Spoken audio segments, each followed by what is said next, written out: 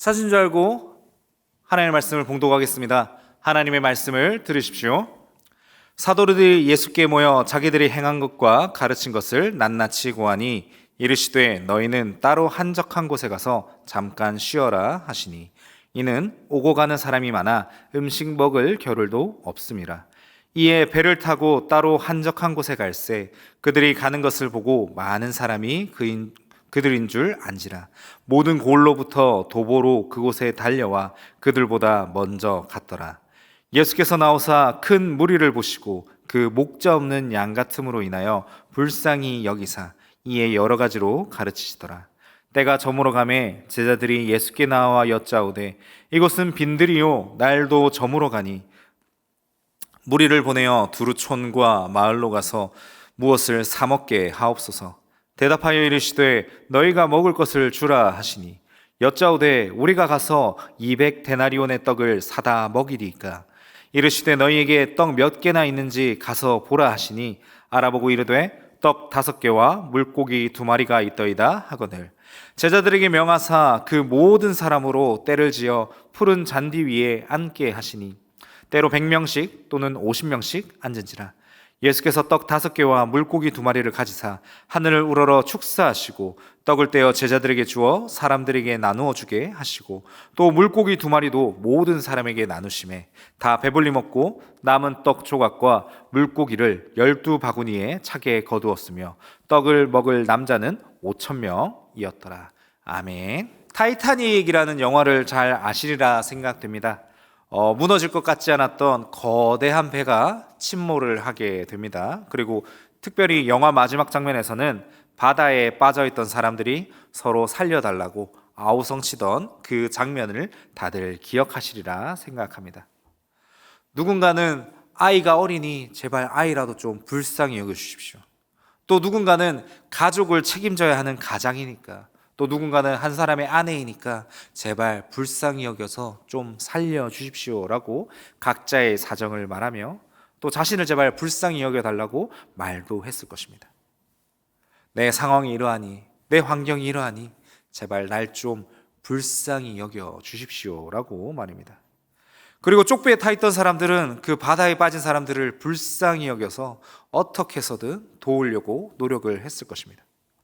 오늘 본문에서는요, 주님께서 자신을 만나러 온 자들을 불쌍히 여기십니다. 그리고 영과 육을 채워주시는 사건이 오늘 본문에 나와 있습니다. 우리가 오병이어 사건을 생각할 때에 그냥 예수님께서 떡과 물고기로 굶주린 자들을 배불리게 하셨지라는 것만 기억하고 있습니다. 하지만 이때에 예수님께서 어떠한 마음을 가지셨는지 우리는 이 마음을 한번 살펴볼 필요가 있습니다. 오늘 본문에서는요, 예수님께서 사역을 막 마치신 상태셨고 사역 후에 제자들을 향해서 주님께서 먼저 말씀하셨습니다. 31절입니다. 너희는 따로 한적한 곳에 가서 잠깐 쉬어라 이렇게 말씀을 하셨는데 이는 오고 가는 사람들이 많아서 따로 식사할 겨를도 없었기 때문입니다. 그래서 예수님과 제자들은 따로 배를 타고 한적한 곳으로 떠나게 됩니다. 그리고 이때에 배를 타고 예수님과 제자들이 떠나는 그 모습을 보고 많은 사람들이 예수님과 함께 하고자 했습니다. 다시 말씀드립니다. 예수님과 제자들은 지금 배를 타고 떠나고 계십니다. 그런데 이 예수님을 따라잡고자 많은 사람들이 도보로 이동합니다. 도보로, 그리고 모든 도시들로부터 함께 그곳으로 달려나와서 예수님과 제자들보다 이 사람들이 먼저 와 있었던 상황이었습니다. 즉 정말 열심히 뛰어서 예수님을 따라잡았던 것입니다. 자, 이를 우리의 상황으로 한번 바꿔보겠습니다. 1년에 우리가 한 번 있는 휴가가 있다라고 가정해 봅시다. 1년에 한 번 있는 휴가를 신청하고 이제 여름 휴가를 즐기기 위해서 제주도로 왔습니다. 제주도 가면 바다도 좀 보고 수영도 좀 하고 또 호캉스라고 하죠. 좀 즐겨야 되는데 갑자기 우리 고객이 전화가 와가지고 이것 좀 해주십시오, 저것 좀 해주십시오. 아닙니다. 내가 그냥 제주도로 갈게요 라는 고객이 5,000명이 있는 겁니다.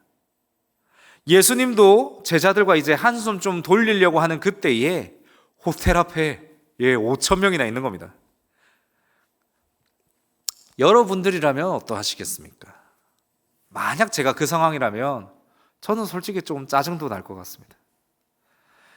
예수님은 하나님의 아들이시고 참 신이십니다. 하지만 그분도 육신으로 오셨기에 우리처럼 동일하게 피곤함을 느끼셨을 것입니다.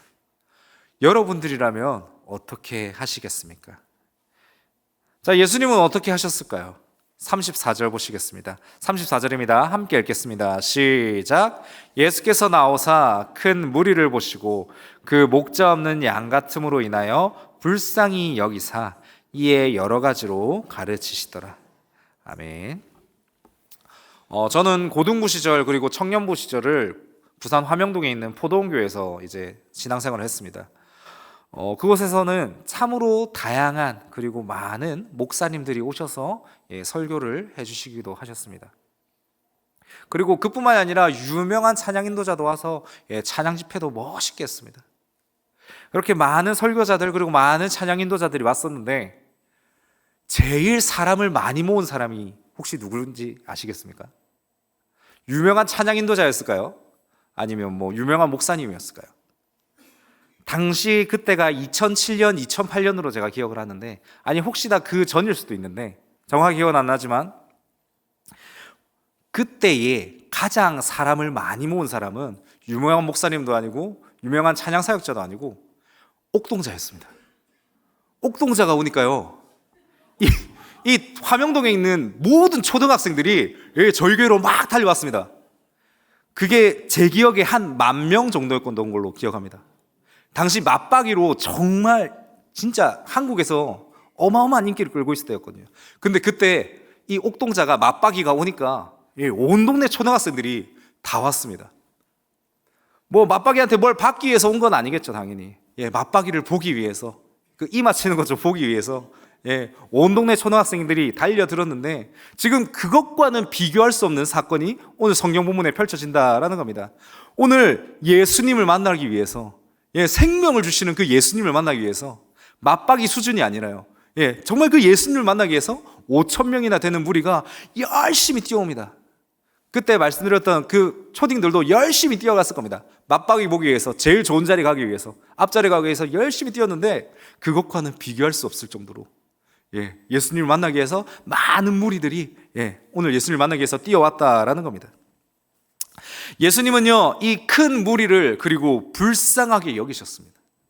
예수님께서 이들을 불쌍히 여기신 이유는 그들이 목자 없는 양과 같았기 때문입니다. 성경은 종종 하나님의 백성들을 향해 양과 같다라고 말씀합니다. 왜 수많은 동물 중에 하필 양과 같다라고 할까요? 양이 새하얘 보여서 또 뭐 착해 보여서 그럴까요? 성경에서 우리를 양과 같다라고 말하는 이유 중 하나는 양은요, 시야가 2m밖에 되지 않는다고 합니다. 이게 무슨 말이냐면요, 사람을 예로 들자면 사람의 시야는 충분히 넓습니다. 멀리 있는 산도 볼 수 있고요, 또 바닷끝 수평선도 바라볼 수 있습니다. 그런데 양은 그렇지 않습니다. 말씀드린 것처럼 시야가 2m밖에 안 된다고 합니다. 무슨 말이냐면 양이 볼 수 있는 것 정도는 딱 요 정도라는 겁니다. 그러니까 한 발자국 한 발자국 걷고 두리번 거려야 됩니다. 또 한 발자국 한 발자국 걷고 두리번 걸어야 합니다. 그래서 양들에게 목자가 필요한 겁니다. 양은요, 앞을 똑바로 볼 수 없으니까 목자의 음성을 듣고 목자가 가라는 대로 가야지 양은 살 수 있습니다. 특별히 시편 23편에서 다윗은 여호와는 나의 목자이시니 내게 부족함이 없으리로다라는 고백을 했습니다. 여기서 나의 목자십니다, 여호와는 나의 목자십니다 라고 고백했다는 것은, 하나님, 저는 앞을 볼 수 없는 양과 같은 사람입니다. 주님, 나의 인생을 인도하여 주십시오 라고 고백하는 것과 같습니다. 맞습니다. 우리는 양과 같은 사람입니다. 이는 예외가 없습니다. 이사야서 53장에서는 우리 모두 양과 같아서 그릇 행하여 각기 제 길로 갔다라고 성경은 말합니다. 그리고 이 본성상 죄인인 우리는요, 타인의 말을 듣고 싶어 하지 않습니다. 그래서 목자가 이리로 와야 된다, 저리로 가야 된다라는 말을 본성상 썩 달가워하지 않습니다. 저 같은 경우만 해도요, 저희 가정으로 가면 이제 저희 사모가 이런저런 얘기를 해줍니다. 설교할 때 말투는 이랬으면 좋겠어요. 성도님들 만날 때는 좀 이렇게 했으면 좋겠어요. 또 말투는 이렇게 했으면 좋겠어요. 머리는 또 이렇게 좀 깎아보고 옷은 또 이렇게 입고 어찌나 좋은지. 네. 근데요, 이게 진짜 저는 지금도 진짜 너무 좋은데 처음에는요, 이게 너무 싫었습니다. 아니, 내가 그래도 30년 넘게 살아왔고 내가 추구하는 스타일이 있는데, 물론 스타일이 없겠지만 괜히 저를 무시하는 것 같아서 듣고 싶지 않을 때가 진짜 많이 있었습니다. 그런데 이제 조금씩 들으면서 저희가 또 변하는 모습이 또 보이고 실제로 바뀌는 게 또 눈에 보이니까 저희 동기들이 이제 하는 말이 있습니다. 야, 니 결혼하더만 사람 됐네. 이렇게 안 다녔거든요. 니 좀 사람 됐네, 이런 말을 저한테 종종 하곤 합니다. 그래서 저분이 참 귀한 분이구나. 결국 세상이 등 돌려도 언제나 내 편이구나, 저 사모님은. 그렇게 참 감사하고 귀한 마음이 지금도 있습니다. 마찬가지로요, 우리는 양입니다. 그죠? 양으로서 그릇된 길을 가는 우리는 목자의 말을 무조건 들어야 합니다. 말씀드린 것처럼 본성상 듣기 싫을 때도 있습니다. 거부할 때도 있고요. 그리고 거부했을 때, 목자의 말을 거부했을 때 정말 우연히 운 좋게 목자의 인도 없이 푸른 초장으로 갈 수도 있고요, 쉴 만한 물가로도 갈 수도 있습니다. 운이 좋다면 말입니다. 하지만 그것은 맞습니다. 운으로 간 겁니다. 굳이 실력으로 가는 게 아니라 정말 운 따라 우연히 간 겁니다.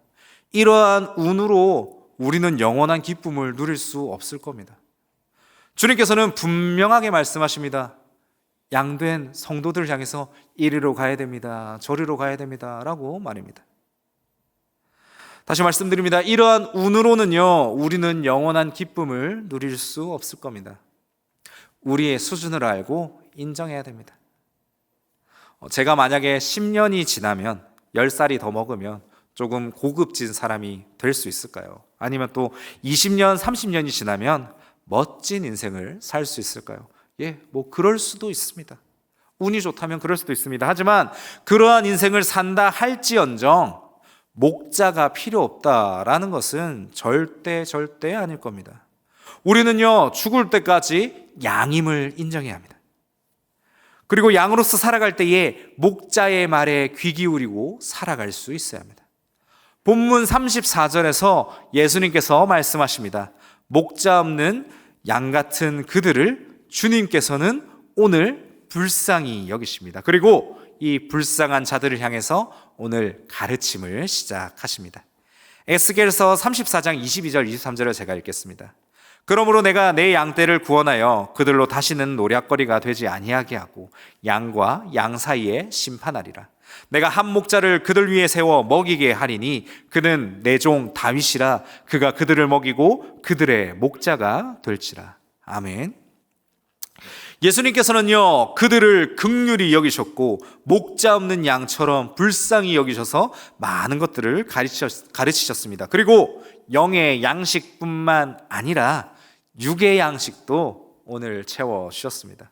식사를 위해서 50명, 100명 무리지어 앉게 하셨으며 이때 이들은 푸른 잔디 위에 앉아 있었습니다. 이 푸른 풀이 무엇이냐면요, 사실 예수님이 지금 사역하고 계시는 이 팔레스타인 지방에서는 이 푸른 초장, 푸른 풀은요, 봄에만 자랍니다. 봄에만 자라는 이 기적이 지금 오늘날에도 이루어지고 있다는 겁니다. 마치 시편 23편에서 푸른 초장으로 인도하시는 목자의 모습이 떠오르기도 하는 본문입니다. 이렇게 푸른 풀과 쉴만한 물가에서 예수님은 5,000명을 떡 5개와 물고기 2마리로 배부르게 하시고 12광주리를 남기십니다. 우리는 이 놀라운 기적을 볼 때에 예수님께서 그들을 어떻게 여기셨는지를 곰곰이 생각해 볼 수 있어야 합니다. 다시 말씀드립니다. 예수님께서는 목자 없는 무리들을 불쌍히 여기셨습니다. 그리고 그들에게 푸른 초장과 쉴만한 물가를 주시며 영의 양식뿐만 아니라 육의 양식 또한 허락하여 주셨습니다. 우리는 때로는 영의 것이 귀하고 육의 것은 조금 낮게 보는 경향이 있습니다. 하지만 오늘 본문에서 나왔던 것처럼 영의 양식을 채우시고 육의 양식을 주님께서 채우셨음을 본문을 통해 확인할 수 있습니다. 그리고 이러한 모습의 대표적인 예가 바로 주기도문이라 할 수 있습니다. 영을 위해서뿐만 아니라 일용할 양식을 허락하여 주신 주님께 감사할 수 있어야 한다라는 겁니다. 사랑하는 성도 여러분, 이제 말씀을 정리하고자 합니다. 오늘 주님께서는 5,000명이라는 놀라운 숫자를 배부르게 먹이시고 12광주리까지 남기시는 어마어마한 기적을 선보이십니다. 이는 예수님께서 우리를 귀히 여기시고, 아니요, 이는 예수님께서 우리를 불쌍히 여기시고 양처럼 앞을 온전히 보지 못하는 우리를 불쌍히 여기시기 때문입니다. 말도 안 되는 떡 5개와 물고기 2마리로 5,000명을 먹이셨고, 정말 그 보잘것없는 십자가를 통해서 모든 믿는 자를 구원해 주시는 그 주님을 의지하시길 바랍니다. 수많은 백성들이 오늘 주님을 찾았습니다. 예수님보다 빨리 가서 예수님을 맞이하기 위해서 배 타고 가는 그 예수님을 열심히 뛰어서 따라잡았습니다. 이렇게 주를 열심으로 찾는 그들을 주께서 불쌍히 여겨주셨습니다. 그리고 특별히 오늘 수요예배에 나오신 많은 성도님 여러분들에게 주님께서 그 불쌍히 여기심을 동일하게 허락하여 주실 것입니다. 오늘 주님께서 영과 육을 채우십니다. 우리의 인생 가운데서 영과 육을 채워 주실 것입니다. 우리가 주를 찾을 때에, 그리고 주께서 우리를 불쌍히 여기실 때에 그 모든 것이 이루어질 것입니다. 사랑하는 성도 여러분, 오늘도 우리는 앞을 보지 못하는 양의 인생을 살아갈 것입니다. 하지만 앞을 보지 못한다 할지언정 걱정하실 필요는 없습니다. 우리를 불쌍히 여기시는 목자 되시는 주님께서 우리를 불쌍히 여기시고 우리의 영과 육을 채워 주실 것입니다. 남은 한 주간 가운데서도 목자 되시는 주님과 동행하는 남은 귀한 한 주가 되시기를 간절히 소망하고 축복합니다.